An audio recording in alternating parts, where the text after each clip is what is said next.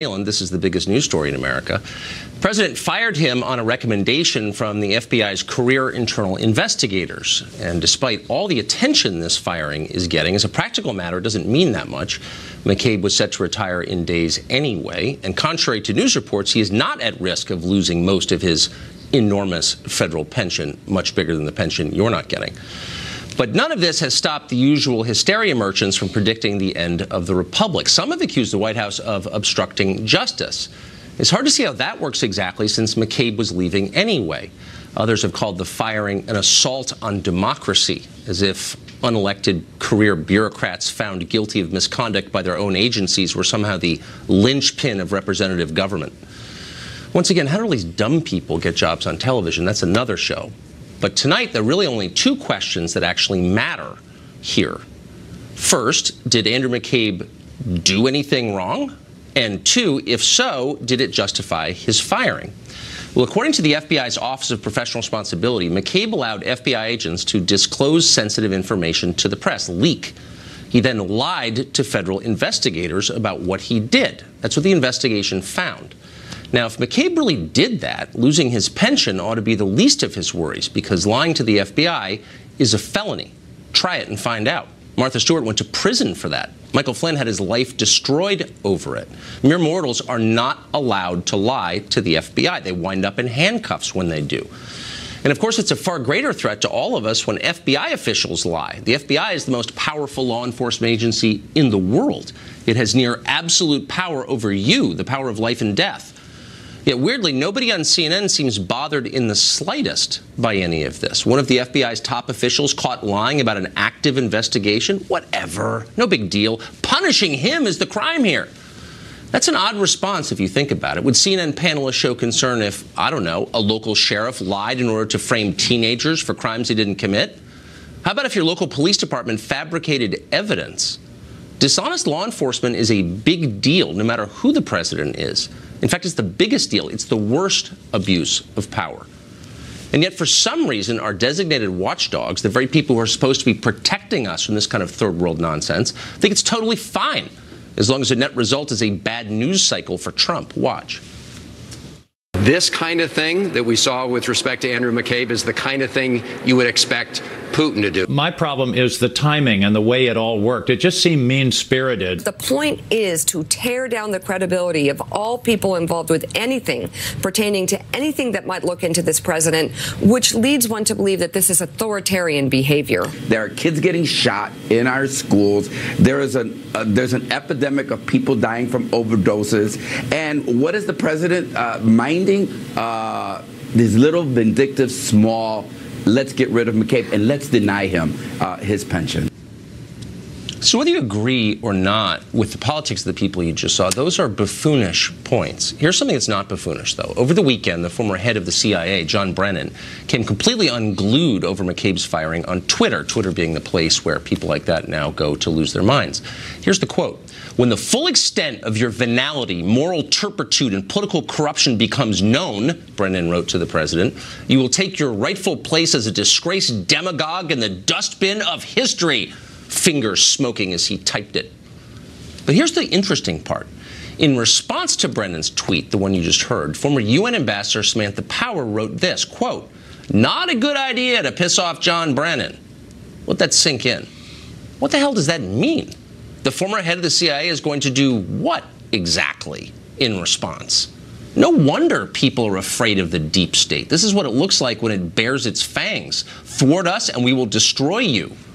In case you're looking for a real threat to American democracy, and there are some, there you go. Alan Dershowitz is an emeritus professor at Harvard Law School, and he joins us tonight. Professor, it seems like there's only one of two options. Either the FBI internal investigators are corrupt and lying, or Andrew McCabe, the former deputy director, is corrupt or lying. Are there other options? And if so, which one of those is right? Well, there's a very simple way of finding out. Let McCabe waive his right of privacy and demand that the public see the Office of Investigation report, the Office of Professional Responsibility report. Then we can decide for ourselves whether or not this was a corrupt investigation or whether or not, in fact, McCabe is guilty of what I have called test lying, And Comey is guilty of test-lying because, remember, their testimony today conflicts. McCabe basically says that he was authorized to make the leak by the head of the FBI. And the head of the FBI has said under oath that he has never authorized anybody to make a leak. So this whole issue of test-lying, which was on the front page of the New York Times just yesterday, is front and center. When the guardians need to have guardians, when the people who are supposed to protect us are testifying falsely for whatever reason, we, the public, have a right to know about that. Well, absolutely. And we want to live in a country where we can trust our most basic institutions like law enforcement and the judiciary. So, but put this in context for us. Well, I guess look, I don't know. I have not seen the report. And I'm taking it at face value, and maybe I shouldn't. My real point, however, is that the allegation is a very serious one, that the deputy director of the FBI might be lying about a current criminal investigation. Why are so many others dismissive of that like it's no big deal? Larry Tribe, your former colleague at Harvard, for example. Why? Because everybody is so involved in this partisan conflict that anything that's done against Trump must be good according to the partisans on one side, and anything done against Trump must be bad according to the partisans on the other side. Remember, from day one, I said, do not appoint a special counsel. Have a nonpartisan investigative commission like the Commission of 9/11 that has incredible trust and that doesn't have a partisan dog in this race. And they have to be the ones to make this decision. Right now, the FBI has lost its credibility. The CIA is losing its credibility. Congressional committees aren't trusted by either side. It's not too late to convene a nonpartisan, congressionally authorized investigative commission to look into whether there was collusion, whether the Russians tried to interfere. Of course they did, but we need to have the evidence, and how to stop them from doing it again. That's what the American public is interested in, not finger-pointing by both sides. So let's just very quickly take Trump out of this, and if you could just send a message to your lifelong fellow liberals who care about civil liberties about the stakes here. What would it be like to live in a country where the chief law enforcement agency was actually corrupt, where its leaders were lying about investigations? How might that affect liberals down the road, would you say? Well, I have a message for both sides. You know, historically, it's been the liberals and the Democrats who haven't trusted the FBI, haven't trusted the Justice Department, and have said, let's make sure that we have oversight. And it's been the Republicans and the conservatives who said, oh, anything the FBI says has to be correct, has to be true, even J. Edgar Hoover. Now we've seen it all flip because partisanship has overcome principle. And my message to both Democrats and Republicans is get back to principle and stop this partisanship. The American public is interested and cares about the truth from a nonpartisan point of view. They're sick and tired of a Republican truth, a Democrat truth, a Trump truth, an anti-Trump truth. We need the truth in a nonpartisan way. Right. You want your people with guns to be on the level, for sure. Professor, thanks for reminding us of that. I appreciate it. Richard Goodstein is an attorney. He advised both of Hillary Clinton's presidential campaigns and often joins us on the set as he does tonight. Richard, thanks for coming on. Absolutely. So try to take, as I just said to Professor Dershowitz, try to take Trump out of this if you can. Here you have a story where the #2 guy at the FBI is accused, not by partisans, but by the FBI's own internal investigation, of lying in the course of a criminal matter. Why are Democrats acting like it's wrong to be upset about that? What world is this? Well, Tucker, I've been on the show many times where you start with this very earnest presentation. You have a very erudite guest validating it. Struck emails, struck secret society, Uranium One, unmasking, wiretapping Trump Tower, and they end up being big nothings. And this is another misdirection by people who are just concerned about the walls closing in on Donald Trump. But here's my answer to your specific question. The Inspector General report will come out this spring. Let's wait, maybe wait, to see what he says. McCabe was not afforded due process. He basically had all these accusations thrown at him. You and others are saying they obviously must be true. Maybe, maybe not. But what are you saying is really the question I'm asking. Hold on, no. Are you suggesting that, I mean, for what we know, And if you have contrary evidence, obviously tell us now live. But from what we know, the internal investigation at the FBI recommended that he be fired. That's not a small thing. Are you suggesting that they're corrupt too? They're somehow in the pocket of Trump? I'm saying that prosecutors all the time make recommendations and ultimately higher-ups decide to... Prosecutors. This was the IG. This was the internal investigation. I'm just saying that they're internal people who make recommendations. Sometimes they're acted on. I bet you Jeff Sessions has never acted on one at 10 p.m. on a Friday night. That may or may not be true. I don't know. Well, but it doesn't change. Hold on. It doesn't change the fact that this is a very serious allegation that ought to scare the hell out of you as an American citizen, and it was made by people who are not obviously political. Their career, they probably don't even like Trump. A lot of people over there don't seem to. But they said it anyway, and now you've got Larry Tribe and other buffoons with college degrees standing up and be like, oh, yeah, this is, fascism. Really? What's fascism? Yeah. It's ignoring corruption for the sake of politics. Well, you're assuming something. Again, I would say let's wait until the Inspector General report came out. Here's what we know, or at least it's been reported, that the story that apparently McCabe went to the press, I don't think it was a leak. He went to clarify something. I don't think you'd call that a leak. And ultimately, that reporter wrote an anti-Hillary story. So somehow, this is, frankly, an Alice in Wonderland, a twisted version of what the FBI did. But that's not the question. Well, the question, and the pretext upon which he was fired was that he lied about it. And that's the way the FBI works. You don't have to have committed wrongdoing to commit a felony. And he disagrees with that. Seriously? Michael Flynn has pled guilty. I'm aware. Yeah. And so, by the way, did Martha Stewart. Right. And I breathed easier when she was put away because she was an imminent threat to America. Actually, all she did was lie to federal agents. This guy's accused of that, and yet somehow the left is like, oh, no big deal. So is that the standard? So my guess is he's not going to plead guilty, and if the Justice Department wants to bring charges against him, his attitude is bring it on. Okay. Let me ask you this. This is the part that actually really bothered me, and the behavior of John Brennan bothers me. But the response by Samantha Power chilled me, and I'm being serious. I couldn't think less of Samantha Power based on her record in the Obama administration. But for her to say, be careful, you don't want to make John Brennan mad. What the hell does that mean? That's a threat. I mean, honestly, people say crazy things on Twitter.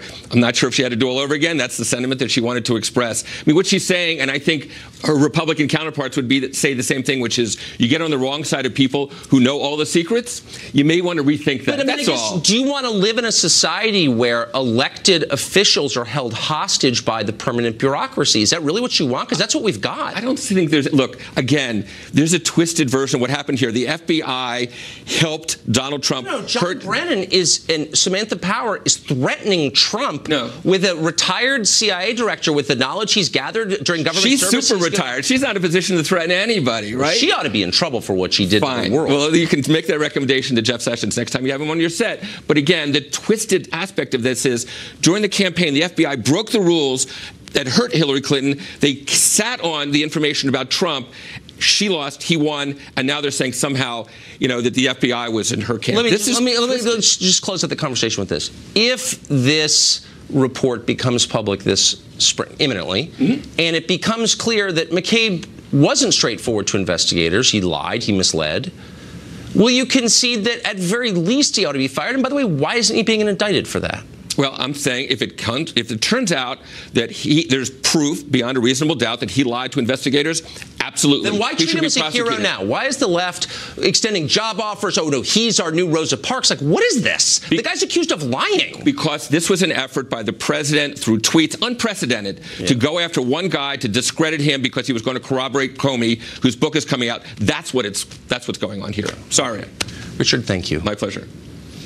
Well, there's more evidence that local officials ignored ample warning signs from the Parkland shooter, Nicholas Cruz, and that may be why that tragedy happened in the first place.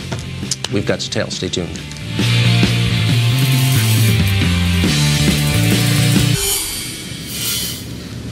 Parkland shooter Nicholas Cruz was an extremely dangerous young man just waiting to explode in an act of a massive violence. And apparently almost everybody who came into regular contact with him, including many in positions of authority, were well aware of that. We know that. The details have surfaced, and yet somehow officials ignored countless warning signs, thereby allowing that massacre to occur. Fox correspondent Matt Finn has been investigating the details of the Parkland shooting since it happened. Matt? Tucker, medical records appear to indicate that Stoneman Douglas staff and that disgraced school resource officer wanted Nicholas Cruz committed against his will because Cruz allegedly wrote the word kill in a notebook and expressed his desire to use a gun. The documents indicated in September of 2016, Nicholas Cruz was evaluated at least once by a medical professional after school staff contacted a behavioral health center, warning that they were very concerned with Cruz's behavior. The school resource officer, Scott Peterson, reportedly warned that Cruz should be involuntarily committed under Florida's Baker Act, which makes it legal for authorities to briefly commit someone who's deemed a danger to themselves or others. However, despite the school's warnings, Cruz was never committed, apparently because he might not have admitted his intent to use a gun or hurt people. A portion of the documents obtained by Fox News read, quote, SRO, school resource officer, and 2 school counselors present report that client Cruz allegedly told a peer that he drank gasoline last week and was throwing up, had cut himself, and wearing long sleeves, and also that he had allegedly told the peer that he had a gun at home and was thinking of using it. The documents read that Cruz reportedly told clinicians, quote, the client states that he had strep throat last week and was throwing up. The client denies owning a gun. Client states that he owns a pellet gun and expressed to clinician that he's incapable of causing serious harm. The documents then seem to indicate that the clinician and a school resource officer decided not to initiate that Baker Act. Reading part, clinician explained that she cannot Baker Act if the client is denying an intent and a plan. But then it also reads, the clinician spoke to guidance counselor again, who reported the school resource officer does not want to initiate a Baker Act because he does not believe he meets the criteria. Today, the Broward County Public Schools tells Fox News it has launched an independent review into how it handled Nicholas Cruz's social and emotional services. And tonight we are learning that Nicholas Cruz's brother, Zachary Cruz, was just arrested for trespassing on the property of Stoneman Douglas High School. Tucker. Matt, thanks for your reporting tonight and for the past couple of weeks. It's been great. Thank you, well, Tucker. this weekend, thousands of people will descend on Washington, D.C. for a gun control rally, and gross failures by law enforcement somehow are unlikely to be on that agenda. Hopefully the protest goes better than the one in Chicago, where dozens of students walking out of school used their free time as an excuse to vandalize and loot a local Walmart. You're seeing pictures on the screen. Dan Bongino is an NRA television contributor and a former Secret Service agent. Dan, thanks for coming on. So, look, I think I know some of the people going to the march over the weekend, and I think a lot of them are just upset about the school shootings. They're not all for specific policy recommendations, and some of them are open-minded. And that's why I think it's so important to be honest about what the lessons of this shooting are. And at least one of them is the authorities failed. Why is that being lost? Well, it's being lost, Tucker, because there really isn't a gun debate. There isn't a debate about firearms. There is one side of the Democrat Party, the radical far left, that believes in confiscation and will stop at nothing less. Then there is a more moderate side of the Democrat Party, and to be fair, some Republicans here as well, who, for some reason, Tucker, believe, despite any evidence, that additional obstacles for legal gun owners is somehow going to stop the criminal element from society and wipe the stain of evil from their hearts. It's frustrating because, Tucker, we did nothing wrong. Legal gun owners are saying to themselves all across America, I guarantee, I see it on social media, I deal with it on my own show, they're saying to themselves, well, why me? Why do I now have to wait 3 days to buy a firearm in Florida? I didn't do anything wrong. Don't you think what's going on is very recognizable to anybody who's lived in the world? This is blame shifting. This is people who made a series of massive and inexcusable mistakes, blaming everyone else for their mistakes. Why are the authorities in Parkland, Broward County, the feds, they're all getting away with this? I don't understand how they're getting away with this. Tucker, the why always matters here. And this is what the far left always does. The failures here before, during, and after this tragedy were clearly on the government side. Yes. But there is a portion of the far left that understands full well, the central planners, the anointed ones, as Thomas Sowell would call them, who can't get across this message to America. They can't have it out there that the planners are no smarter than any of you, that the laws they designed are being largely ignored, that criminals, that there's an evil component of society, and that they can't plan this away. There's no reorganization of people that really smart bureaucrats are going to do that is going to solve this. It's just the conflict of visions, as he says, and they're never going to intersect at any point. But liberals can't acknowledge that. That's why the smokescreen is there. Let's blame the gun, but let's ignore the problems with government. Yeah, or ignore the 4 armed deputies that stood outside while 17 people got murdered. It's not their fault. It's really the NRA's fault. Yeah, okay. Dan, thank you. Thank you for joining us. Yes, I appreciate it. Yeah. Well, the identities of Americans are being stolen literally by the millions by people here illegally, and nobody is getting in trouble for it. Should we be surprised? We'll investigate that next.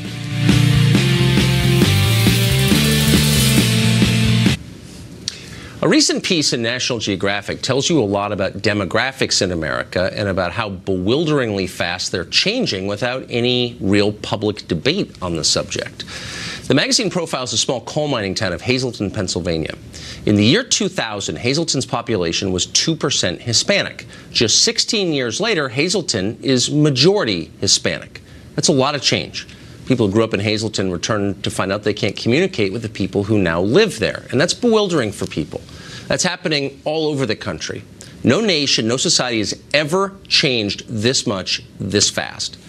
Now, before you start calling anyone bigoted, consider and be honest, how would you feel if that happened in your neighborhood? It doesn't matter how nice the immigrants are. They probably are nice. Most immigrants are nice. That's not the point. The point is, this is more change than human beings are designed to digest. This pace of change makes societies volatile, really volatile, just as ours has become volatile. And notice where this change is not happening. Any place our leaders live. They caused all of this with their reckless immigration policies, and yet their own neighborhoods are basically unchanged. They look like it's 1960. No demographic change at all in their zip codes. Our leaders are for diversity, just not where they live. Well, people here illegally apparently aren't just immune from being deported, they're also immune from prosecution for identity theft and the crime of using false documents. According to a Treasury Department report from 2011 to 2016, the IRS detected 1.3 million cases of identity theft perpetrated by illegal aliens, but they couldn't cite a single case that was referred for prosecution, not one. Huh! Terry Jeffrey is editor-in-chief of CNSnews.com. That broke that story, and he joins us tonight. Terry, I'm confused because after 9/11, I remember vividly a bunch of the hijackers of the 19 were using fake documents. And Congress passed laws that really penalized anybody who committed identity theft or used fake federal documents. And here you have millions of people doing it, and none is prosecuted? And the IRS knows all about it. There's no doubt. It is a felony to falsely use someone else's Social Security number or to make up a Social Security number. And what we have here, Tucker, is a long-term policy, I believe, by the IRS simply to ignore it because they want the tax money paid by people. Back in 1996, the IRS issued something they called an Individual Taxpayer Identification Number. It goes by the acronym ITIN. Yeah. And in 1999, the Treasury Inspector General for Tax Administration, who oversees the IRS, called it a policy by the IRS to legalize illegal aliens. That's what the Inspector General called it 19 years ago. But what we see now, according to the Inspector General, is that between 2011 and 2016, 1.3 million taxpayers who were legitimately paying their taxes, who had Social Security numbers that belonged to them, the IRS actually marked their taxpayer accounts because they're victims of identity theft by people the IRS had issued ITINs to. Now, what we know about someone who has an ITIN who's working in the United States is they are by definition an illegal alien. You cannot get an ITIN unless you're a foreign national, and you have to prove it to the IRS. And you also can't get one if you're eligible to have a Social Security number and work in the United States. So the IRS even has conceded to the Inspector General in the past that the aliens who have ITINs and then file tax returns with W-2s because they were working in the United States were illegal aliens. So I've wondered this for a long time. You've got 11 million, probably more, illegal aliens in the United States. The majority of them are working. In fact, we're told that they're doing irreplaceable work. By definition, if you're here illegally and working, you're using fake federal documents. By definition. Yeah, there is. But why is that not a threat to our national security? Well, it is. There's no doubt about it. And as you said, I mean, if you go back, there was a staff report actually done by the 9/11 Commission, where they talked about the how, in fact, the people who were involved in the 9/11 attack exploited some of the things that illegal aliens do to create an identity in the United States in order to create an identity for themselves. But there is a little little bit of a black market where illegal aliens are working in the United States. They're getting paid under the table. Of course they are. That's right. I mean, if you go pick them up the back of a truck in the Walmart parking lot, for sure. Right. There's 11 million people. Yes. So I think it's fair to say that millions of them, and we know that because they're working in chicken plants and hog farms, and you know what I mean? Yes. They're working for legitimate employers.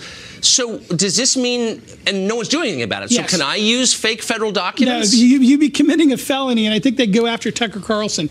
You're right, Tucker. There's actually two groups here. There's this group that have these ITINs where they've actually gone to the IRS. They've proven I'm an alien. I'm not eligible for a Social Security number. Give me the ITIN. And then go out and work using someone else's Social Security number. That's these cases that the Inspector General talked about. But there's another case, and the Social Security Administration has what they call the earnings suspense file. These are W-2s that are filed with the IRS and Social Security Administration by an employer where the name doesn't match the Social Security number, and after investigation, the Social Security Administration cannot figure out who this was filed on behalf of. They've known for years most of them are filed on behalf of illegal aliens who are using either fake or stolen Social Security numbers. That, too, is a felony, and the IRS and the Social Security Administration knows the employers that are filing massive numbers of those. It's unbelievable. And they let them get away with it. But I'm not allowed to have a fake passport. No. No, I'm not. Okay. Terry, thank you for that. I think it's a really interesting story that nobody ever talks about, and I hope we'll keep doing it. Thank you. Tucker.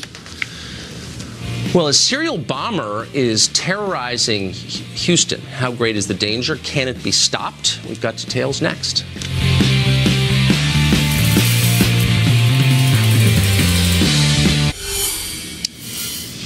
A serial bomber is terrorizing the city of Austin, Texas. On Sunday night, 2 cyclists were injured after setting off what appears to have been a tripwire connected to a bomb. It's the 4th bombing in that city in just 3 weeks. Terry Turchi is a former FBI Deputy Assistant Director of Counterterrorism, and he joins us tonight. Terry, thanks for coming on. So, thank you, Tucker. Is there, from what we know about these explosions, is there anything that connects them, a theme? Well, I don't think we know of a theme that connects them. Right now, the best information, Tucker, we're going to have is the forensics aspect of them. That's what's going to help us, at least in these initial days, to try to put all of this together, because the people at the lab, ATF lab, the police lab, the FBI's lab, are going to be able to look at every little aspect of crime debris, of things found at crime scenes, and everything from switches in bombs to the explosive main charges to the way the containment vessels were designed. All of these things are part of the bomber's signature. So they're going to be able to tell us, first of all, if they've ever seen something like this before. Even, for example, you talk about tripwires. So one of the things that tripwires conjures up is the idea of somebody maybe from the military, or maybe someone who was part of some guerrilla warfare movement at some point in time.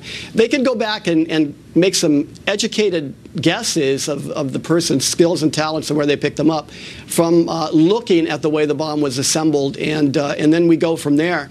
But you just can't underestimate, particularly now that we've only had, and I say only, it's very sad and tragic, but that's not a lot of bombings to be able to tell a lot yet, although the lab can tell a great deal from the forensics. Huh. So there was early speculation, reckless speculation by the press that these were racially motivated, which obviously would be the last thing this country needs. Now it looks like the victims were black, white, Hispanic, so there's no obvious racial pattern here. Again, thank heaven. But can you think, are there other motives that come immediately to mind? Well, I'm glad you asked that, because here's what I learned from Unabomb and from the Olympic bombing, Tucker. Even in leading the task forces there, we tried to stay away from motive. Now, motive is important if you may have a name, but when you're trying to get on the trail to identify a subject, you can absolutely find yourself definitely in the swamp. And think back, just a couple of examples. After the Oklahoma City bombing, all of the uproar and all the crying about the Middle Eastern Arabs, quote, being involved in that turned out to obviously be domestic terrorism. But think about anthrax. In the aftermath of the 9/11 attacks and then the anthrax attacks, which were just literally weeks later, there was this tremendous push to literally blame that on Saddam Hussein and Iraq. And in fact, I can tell you straight out that the FBI at that point in time was involved in confrontations with the Department of Justice to slow that thinking down. I remember. Because even then early on, even then early on, I remember Bill Kristol getting out there and saying, yeah, we think that Saddam did this as a pretext. for a war in Iraq. It was, of course, all lying and propaganda as usual. Quickly, these were not sent. Is that correct? These were placed, apparently, outside homes? That seems odd to me. It is odd, and here's what it suggests. When you go into a residential neighborhood and you walk up on somebody's porch and you place a package, or you go out into another residential neighborhood and you take the time that's required to place and then set and prepare a tripwire bomb to go off, you're really probably familiar, or at least at the very least feel very comfortable in that kind of surrounding. I'll give you a quick example. 2 bombings in 1982 and 1985 at Corey Hall at UC Berkeley as part of the Unabomb series of events. Well, why was that so comfortable for somebody to go into the narrow hallways of Corey Hall twice? Well, as it turns out, Theodore Kaczynski taught math at the building right around the corner. Right. So those are the kind of things that we can learn from the past, and hopefully those are the kind of things we can apply to these kinds of situations now, because right now, even though it does appear very random and very tough, I guarantee you that over time, as they stay with the facts and they separate fact, fiction, and theory, they'll start seeing patterns develop that will be unique and applicable to the person they're looking for. And eventually, they'll be able to give the public the right information. And as we know from the history of working together, law enforcement, the media, and the public, all of these things can be brought together and solved. Well, that's what happened with Unabomb, of course. Terry, thank you very much. Good to see you tonight. You bet. Well, a city councilman here in Washington, D.C. says that bad weather is part of an international plot by Jewish bankers. Naturally. Mark Stein weighs in on that claim next.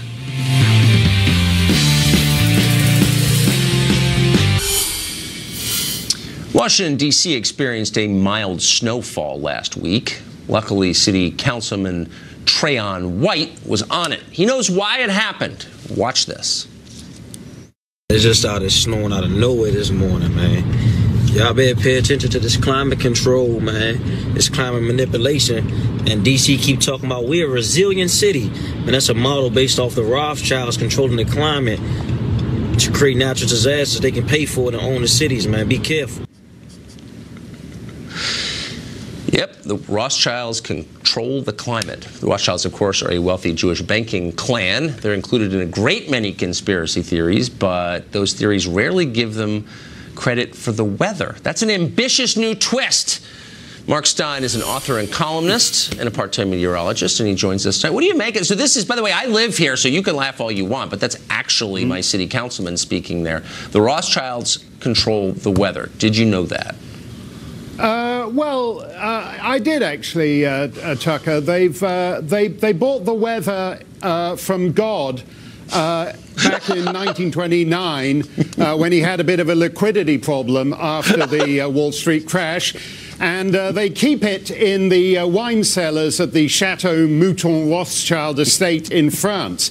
And they're able to micro-target the climate. For example, it was light snow in your part of Washington, but I gather in the stairwell of Trayon White's apartment building, he actually had an avalanche just on his floor. That's how micro-targeted the big Jew weather machine is able to be. And by the way, you may think it's a light snowfall, but if you actually examine it, it's actually small pieces of gefilte fish, which is why it doesn't melt. And that's why the Jews control the snowplow business. So they scoop all the gefilte fish in Washington away, and they use it to make Louis Farrakhan Calypso albums, which they put out to discredit Louis Farrakhan from telling the truth about the synagogue of Satan. It all makes sense. See, the funny thing is, I mean, I don't know if it's funny. It's actually so appalling and shocking that it's hard to, I'm just going to laugh about it. That was what you made me feel better about a city out of control. So then I want to run this by you. Maybe you can make me feel better about this too. There's a new uproar on social media over microaggressions at UC Santa Cruz. The school has assembled a list of microaggressions. It warns that phrases like "America is the land of opportunity" and "I believe the most qualified person should get the job" are offensive and verboten. The weirdest thing, though, the scariest thing, this list has been in use for years, and there's no sign it's going away. Do you abide by this list, Mark? I thought it was an interesting list. It's interesting they banned the expression "America is a land of opportunity" because America is a land of opportunity. Let's say you're a person with no talents but a degree of hucksterism who's figured out that you could get a job, a tenured job as the assistant dean of microaggressions and put teenagers, saddle them with 6 figures of debt for attempting to criminalize basic social interactions by holding big lectures on microaggressions. Now, America is such a land of opportunity, you can clean up big time if you do that. If you tried to do that in, say, Sudan, no one will come to your lecture on microaggressions because in Sudan they'd think you were an obvious huckster, and the only people who'd be at your lecture would be a camel who came in to get out of the rain and some guy and his child bride who'd actually taken a wrong turn on the way to the female genital mutilation clinic. So only America is such a boundless land of opportunity that becoming an expert, if you become an expert in microaggressions, young people will saddle themselves with $250,000 of debt just to receive your wisdom. Even by your high standards, tonight was an all-time high watermark. Thank you, Mark Steyn. You made me feel so much better. I can't even stand it. I appreciate it. Thanks a lot, Tucker. Always a pleasure. Yeah. Well, zombie regulations from the Obama administration could destroy America's cigar industry. Why? Nobody knows. The most famous cigar maker in the world joins us on set next. Rocky Patel, coming up.